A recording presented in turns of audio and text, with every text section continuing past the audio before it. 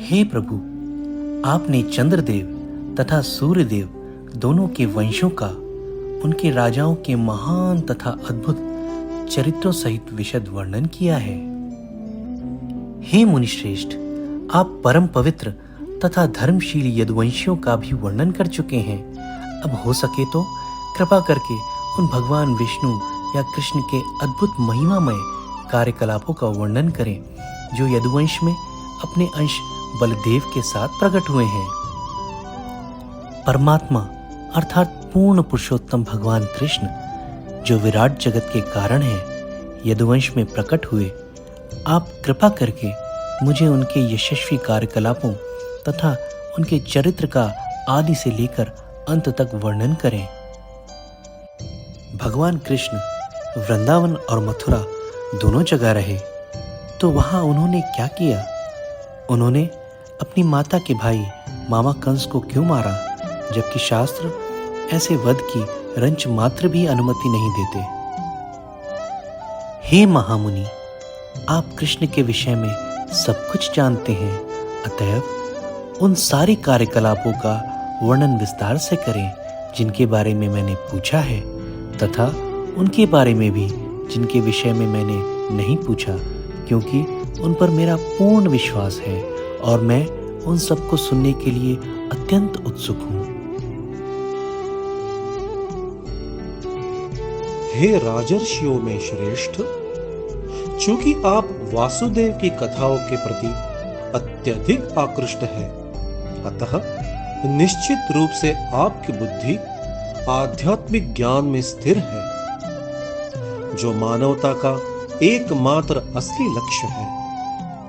क्योंकि यह आकर्षण अनवरत रहता है, अतएव निश्चित रूप से उत्कृष्ट है।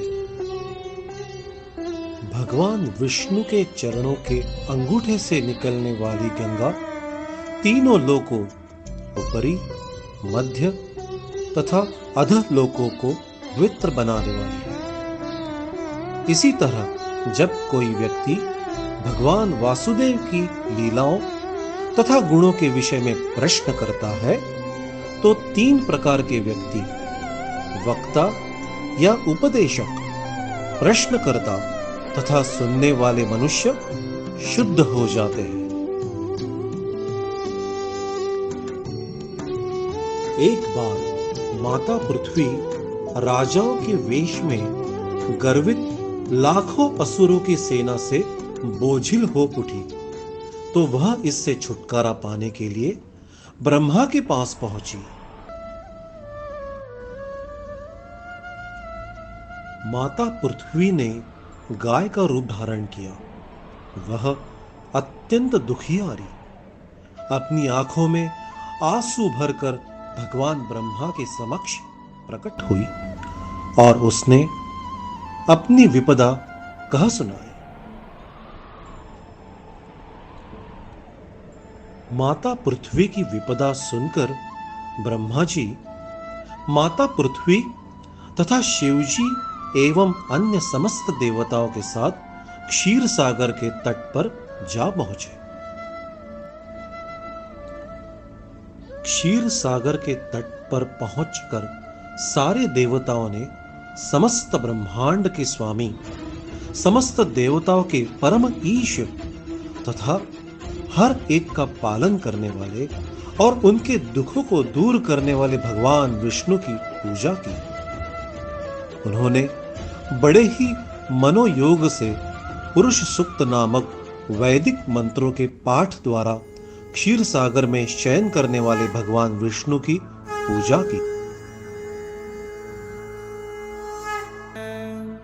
वाचां बह्निर्मुखं क्षेत्रं छन्दसां सप्तधातवः हव्यकव्यामृतान्नानां जिह्वा सर्वरसस्य च सर्वासूनां च वायोश्च तन्नासे परमायणे अश्विनोर्वोषधीनां च घ्राणो मोद प्रमोदयोः प्राधान्यतो यान् रुष आमनन्ति लीलावतारान् पुरुषस्य भुम्नः आपीयतां कर्णकषायशोषान् अनुक्रमिष्येत इमान् सुपेशान् हरिः ॐ तत्सत्।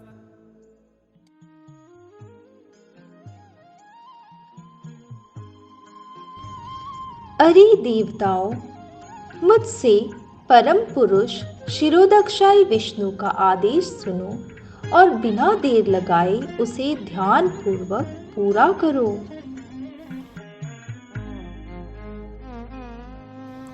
हमारे द्वारा याचना करने के पूर्व ही भगवान पृथ्वी के संकट से अवगत हो चुके थे। फलतः जब तक भगवान अपनी काल शक्ति के द्वारा पृथ्वी का भार कम करने के लिए पृथ्वी पर गतिशील रहे, तब तक तुम सभी देवताओं को यदुओं के परिवार में उनके पुत्रों तथा पौत्रों के अंश के रूप में अवतीर्ण होना होगा। इस तरह देवताओं को सलाह देकर तथा माता पृथ्वी को आश्वस्त करते हुए अत्यंत शक्तिशाली ब्रह्मा जी, जो समस्त प्रजापतियों के स्वामी होने से प्रजापति कहलाते हैं, अपने धाम ब्रह्मलोक लौट गए।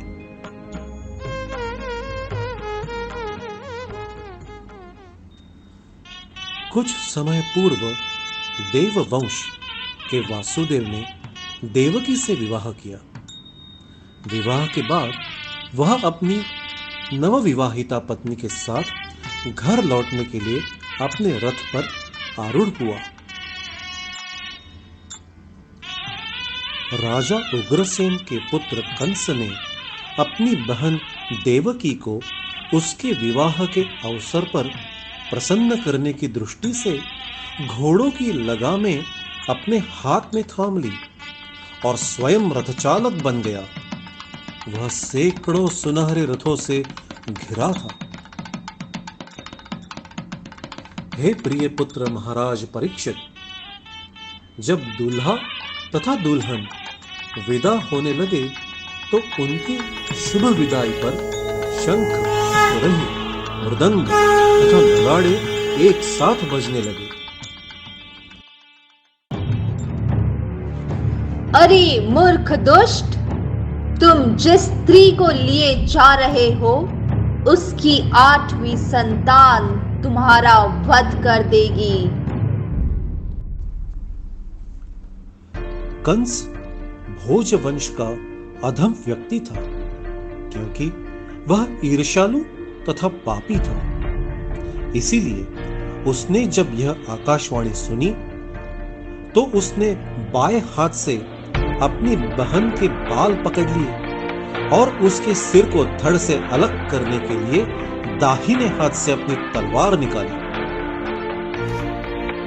तुम्हारे भोज परिवार को तुम पर गर्व है और बड़े बड़े शूरवीर तुम्हारे गुणों की प्रशंसा करते हैं।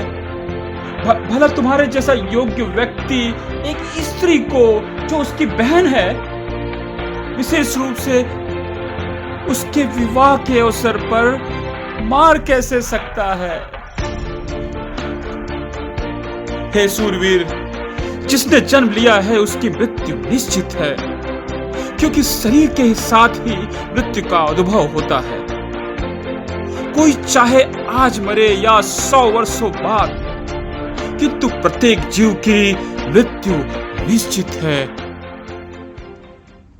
हे कुरुवंश में श्रेष्ठ, कंस अत्यंत क्रूर था और वास्तव में राक्षसों का अनुयायी था। अतएव वसुदेव के सदुपदेशों से उसे न तो समझाया बुझाया जा सकता था नहीं भयभीत किया जा सकता था। उसे इस जीवन में या अगले जीवन में पाप कर्मों के फलों की कोई चिंता नहीं थी। जब वसुदेव ने देखा कि कंस अपनी बहन देवकी को मार डालने पर तुला हुआ है, तो उसने अपने मन में गंभीरता पूर्वक सोचा। मृत्यु को आया हुआ देखकर उसने कंस को रोकने का दूसरा उपाय सोचा। वसुदेव का मन चिंता से पूर्ण था, क्योंकि उनकी पत्नी संकट में थी। किंतु क्रूर, निर्लज्ज तथा पापी कंस को प्रसन्न करने के उद्देश्य से बनावटी हंसी लाते हुए वे इस प्रकार बोले। हे भद्र श्रेष्ठ, तुमने आकाशवाणी से जो भी सुना है उसके लिए तुम्हें अपनी बहन देवकी से तनिक भी डरने की आवश्यकता नहीं है। तुम्हारी मृत्यु का कारण तो उसके पुत्र होंगे। अतः मैं तुम्हें वचन देता हूं कि जब उसके पुत्र उत्पन्न होंगे, जैसे तुम्हें डर लग रहा है, तो उन सब को लाकर तुम्हें सौंप दिया करूंगा। कंस वसुदेव के तर्कों से सहमत हो गया और वसुदेव के वचनों पर पूरा भरोसा करके उसने अपनी बहन को मारने का विचार छोड़ दिया। वसुदेव ने कंस से प्रसन्न होकर उसे और भी सांत्वना दी और अपने घर में प्रवेश किया। तत्पश्चात प्रतिवर्ष समय आने पर ईश्वर तथा अन्य देवताओं की माता देवकी ने एक शिशु को जन्म दिया। इस तरह एक के बाद एक उनके 8 पुत्र तथा सुभद्रा नामक एक कन्या उत्पन्न हुई। वसुदेव अत्यधिक विह्वल थे कि कहीं उनका वचन भंग हुआ तो वे झूठे साबित होंगे। इस तरह उन्होंने बड़ी वेदना के साथ अपने प्रथम पुत्र कीर्तिमान को कंस के हाथों में सौंप दिया। हे राजा परीक्षित, जब कंस ने देखा कि वसुदेव सत्य में स्थिर रहते हुए अपनी संतान उसे सौंपने में समभाव बने रहे, तो वह अत्यधिक प्रसन्न हुआ और उसने हंसते हुए यह कहा। हे वसुदेव, तुम अपने बच्चे को वापस ले सकते हो और घर जा सकते हो। मुझे तो तुम्हारी और देवकी की 8वीं संतान से चिंता है, जिसके हाथों में मेरी मृत्यु लिखी है। वसुदेव मान गए और वे अपना पुत्र घर वापस ले आए। किंतु कंस चरित्रहीन तथा आत्म संयम विहीन व्यक्ति था। अतः एवं वसुदेव जानते थे कि कंस के शब्दों का कोई भरोसा नहीं। एक बार नारद मुनि कंस के पास गए और उसे यह बतलाया कि पृथ्वी के अत्यंत भार स्वरूप असुर व्यक्तियों का किस प्रकार वध किया जाने वाला है। इस तरह कंस अत्यधिक भय तथा संशय में पड़ गए। नारद ऋषि के चले जाने पर कंस ने सोचा कि यदुवंश के सारे लोग देवता हैं और देवकी के गर्भ से जन्म लेने वाली कोई भी संतान विष्णु हो सकती है। अतः अपनी मृत्यु के भय से कंस ने वसुदेव तथा देवकी को बंदी बनाया और उनके लोहे की जंजीरें डाल दी। कंस ने इस भविष्यवाणी से सशंकित होकर कि विष्णु उसका वध करेंगे, हर संतान को इस आशंका से कि वह भी विष्णु न हो एक एक करके मार डाला।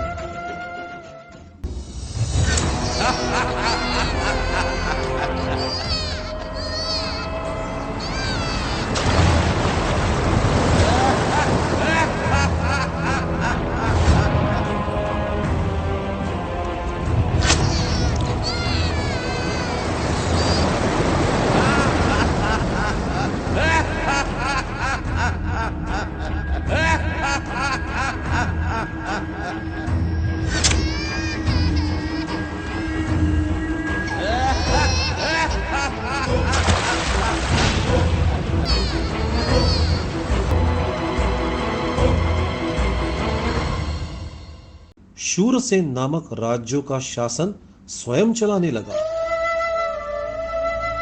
असुर राजाओं द्वारा सताए जाने पर यादवों ने अपना राज्य छोड़ दिया और कुरुओं, पांचालों, कैकयों, शाल्वों, विदर्भों, निषधों, विदेहों तथा कौशलों के राज्य में प्रविष्ट हुए।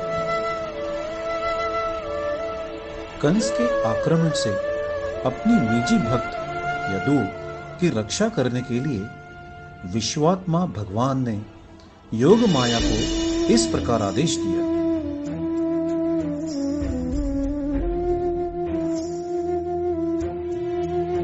हे समस्त जगत द्वारा पूज्या तथा समस्त जीवों को सौभाग्य प्रदान करने वाली शक्ति, तुम व्रज जाओ जहां अनेक ग्वाले तथा उनकी पत्नियां रहती हैं। उस सुंदर प्रदेश में जहां अनेक गौएं निवास करती हैं, वसुदेव की पत्नी रोहिणी नंद महाराज के घर में रह रही है। वसुदेव की अन्य पत्नियां भी कंस के भय से वहां अज्ञातवास कर रही है। कृपा करके वहां जाओ। तब मैं अपने 6 ऐश्वर्यों से युक्त होकर देवकी के पुत्र रूप में प्रकट होऊंगा और तुम महाराज नंद की महारानी माता यशोदा की पुत्री के रूप में प्रकट होगी।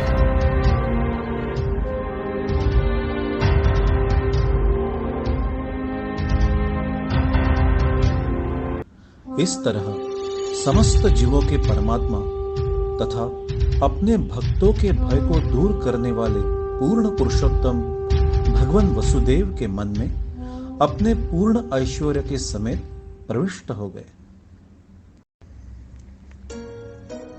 तत्पश्चात परम तेजस्वी संपूर्ण जगत के लिए सर्व मंगलमय समस्त ऐश्वर्य से युक्त भगवान अपने स्वांशों समेत वसुदेव के मन से देवकी के मन में स्थानांतरित कर दिए गए। इस तरह वसुदेव से दीक्षा प्राप्त करने से देवकी सबों की आदि चेतना समस्त कारणों के कारण भगवान कृष्ण को अपने अंतःकरण में धारण करने कारण सुंदर बन गए। जिस तरह उदित चंद्रमा को पाकर पूर्व दिशा सुंदर बन जाती है। ब्रह्मा जी तथा शिव जी, नारद, देवल तथा व्यास जैसे महामुनियों एवं इंद्र, चंद्र तथा वरुण जैसे देवताओं के साथ अदृश्य रूप में देवकी के कक्ष में पहुंचे, जहां सबों ने मिलकर वरदायक भगवान को प्रसन्न करने के लिए सादर स्तुतियां की। सत्यव्रतं सत्यपरं त्रिसत्यम् सत्यस्य योनिं निहितं च सत्ये सत्यस्य सत्यमृत सत्यनेत्रम् सत्यात्मकं त्वां शरणं प्रपन्नाः एकायनोऽसौ द्विफलस्त्रिमूलः चतुरसः पञ्चविधः षडात्मा सप्तत्वगष्टविटपो नवाक्षो दशच्च दीद्विकगो ह्यादिवृक्षः त्वमेक एवास्य शतप्रसूतिः त्वं सन्निधानं त्वमनुग्रहश्च त्वन्मायया संवृतचेतसस्त्वाम् पश्यन्ति नानानविपश्चितो ये बिभर्षिरूपाण्यवबोध आत्मा क्षेमाय लोकस्य चराचरस्य सत्त्वोपपन्नानि सुखावहानि सताम् अभद्राणि मुहुःकलानाम् त्वय्यम्बुजाक्षा किल सत्त्वदाम्नि समाधिनावेशितचेतसैके त्वत्पादपोतेन महत्कृतेन कुर्वन्ति गोवत्सपदं भवाब्धिम् स्वयं समुत्तीर्य सुधस्तरं द्युमन् पवार्णवं भीममधभ्रसौहृदाः भवत्पदाम्बोरुहनावमत्र ते निधाय याता सदनुग्रहो भवान् धिष्ट्याम्बते कुक्षिगतः परः पुमान् अंशेन साक्षात् भगवान् भवाय नः मा बोद्भयं भोजपतेर्मुमूर्षोर् भोक्ता यदूनां बविता तवात्मजः।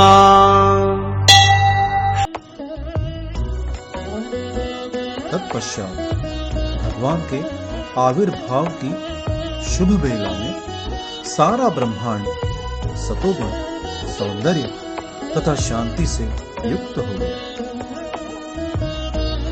किन्नर तथा गंधर्व शुभ गीत गाने लगे। सिद्धों तथा चारणों ने शुभ प्रार्थनाएं की तथा अप्सराओं के साथ विद्याधरियां प्रसन्नता से नाचने लगी।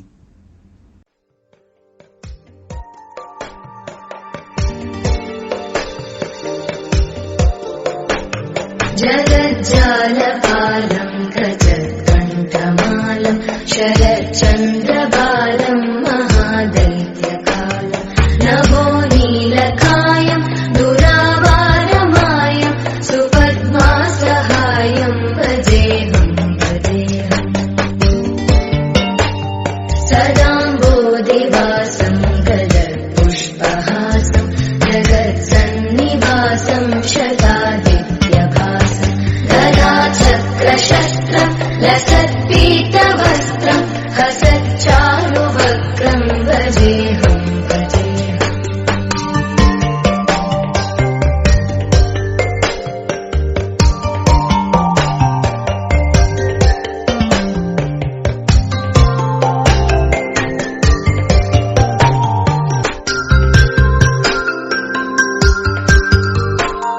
सुराली बलिष्ठं त्रिलोकी वरिष्ठं गुरूणां गरिष्ठं स्वरूपैकनिष्ठं सदा युद्धधीरं महावीरधीरं भवाम्बोधिधीरं भजेऽहं भजेऽहम् रमावामभागं तनानग्ननागं कृताधीनयागं गदारागनागं मुनीन्द्रैः सुगीतं सुरैः सम्परीतं गुणौघैरतीतं भजेऽहं भजेऽहम्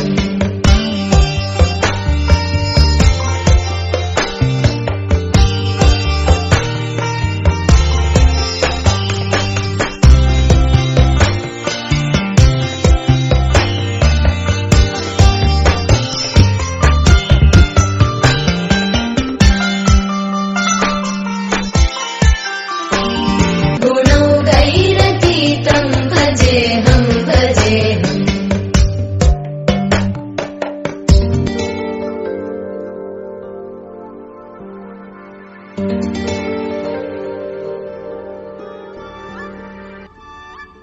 देवताओं तथा महान साधु पुरुषों ने प्रसन्न होकर फूलों की वर्षा की और आकाश में बादल उमड़ आए तथा मंद स्वर से गर्जन करने लगे मानो की लहरों की ध्वनि हो। तब हर हृदय में स्थित पूर्ण पुरुषोत्तम भगवान विष्णु रात्रि के गहन अंधकार में देवकी के हृदय से उसी तरह प्रकट हुए जिस तरह पूर्वी क्षितिज में पूर्ण चंद्रमा उदय हो रहा हो, क्योंकि देवकी श्री कृष्ण की ही कोटि की थी।